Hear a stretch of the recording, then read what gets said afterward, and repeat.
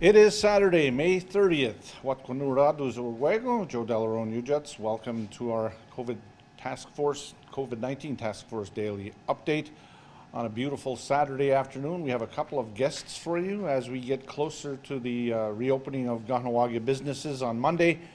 The inspectors have been busy today. We'd like to begin the program with the Emergency Management Coordinator for the task force. Let us welcome Atiesa Foot. Thank you, Joe. Good afternoon, Kahnawake.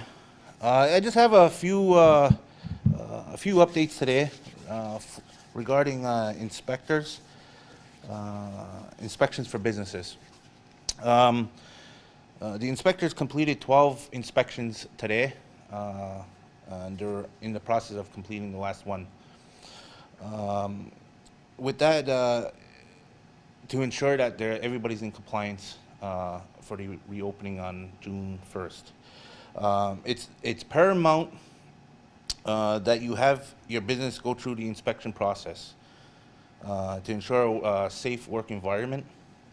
Once you have gone through the inspection processes and pass, you receive one of these certificates. This signifies that you have passed all the safety requirements set by Kahnawake Hospital, and all the safety measures are in place. Hand sanitizer, your distance markers, and so forth. If you didn't go through if you haven't gone through the process, you will not be authorized to operate until you do so. You must call the Public Safety Division at 450-632-0635 and book for inspection.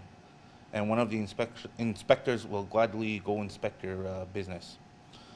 The process will take approximately 10 to 15 minutes at the most, and they would give you all the recommendations to get your business up and running and prepared to operate. The other update I have is for the road signage. For the preparation of reopening on June 1st, the Public Works Department will be relocating signs that are placed throughout the community, mainly on the 138, 132, 207, and OCR. All those signs that says authorized access only to the Mercia Bridge will be coming down. And the other ones that say local residents only, will be placed at different places in town starting on Monday. For the bigger signs, we'll start on Sunday evening, so you will see the Public Works unit out there removing all the signs.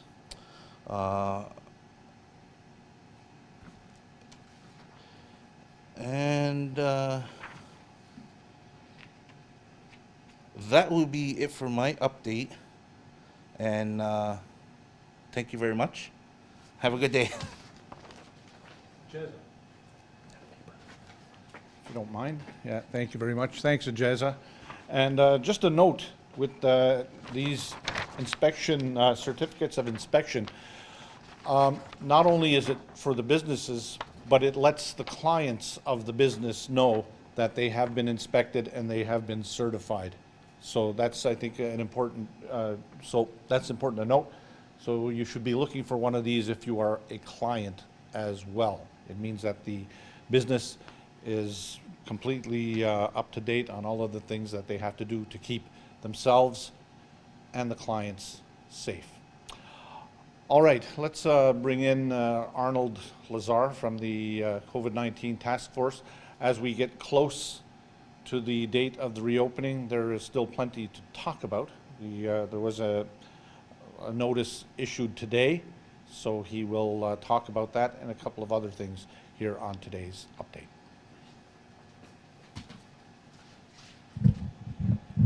Thank you, Joe. Good afternoon, Kahnawake. Two main points that we'll be bringing up, but I'd like to remind people that the task force had decided that there was 6 conditions that needed to be met before the consideration for businesses to open. And we are pleased that the 6 conditions have been met. Lloyd and Lisa have talked about it at length, so I won't bore you with the details, but the conditions that we had selected about 6 to 8 weeks ago have been met, and the decision is to move slowly tomorrow. Once again, looking at smaller venues, Dwayne Zachary talked about holding off on the volume areas, primarily the gaming houses and bingo and bars. So that we'll see how it goes in the next few weeks and see what goes on around us. The main item that I'm going to talk about is in our effort to ensure that only people who had reason to be in Kahnawake has been noted. We a change, well, not a change, but a clarification has been made. If people have family and friends that are not normally in the community, they are allowed to come in. We know that if we're going to have people that we may not know come in for business, it doesn't make a lot of common sense not to let our friends and family come in. So a clarification was put out.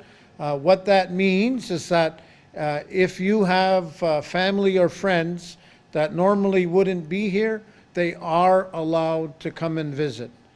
Of course, we're asking that people maintain social distancing practices, and we've selected the number 8 as the maximum number, and preferably outdoors. Now, in the process, the sterilization would have to be followed. Once again, we're as the task force is putting the responsibility back onto the people, we're doing it in an incremental, small steps. Some people feel it's very big, but once again, the science and the data will indicate that it is a slow, methodical method. And we ask people to maintain their distance because that's what's going to make a difference. We don't want to go into another lockdown. So we're asking people to be vigilant, very vigilant. Having said that, I'm aware that the Peacekeepers representative will be coming in tomorrow to talk about their plans on how they will be dealing with people who have no business here. Once again, families, friends, and customers have an ability to be here on Monday, but anybody that doesn't have a valid reason is not welcome. And we say that in a non-political tone. We just want to keep the people safe. And if someone has no reason to be here, they will be dealt with accordingly. The other item that has come to our attention is some of the schools have authorized or planned for graduation. As the task force is de-escalating our role, that responsibility was taken back by the education system. The task force is getting a lot of messages of concern about how come this or how come that. At this point, it's the task force has said yes, graduations can proceed as we're loosening, but the actual the plans and the directives are the responsibility of the respective schools, and it is strongly recommended that if you have questions or concerns, you contact the schools themselves. We're once again, we're aware of some concerns that came up. Other than that, the restriction is still in effect for another day and a half or so. If people don't feel comfortable going out, there's nothing preventing them or directing them to go out. So if you feel safe at home, then please feel free to stay home and continue the way you were doing.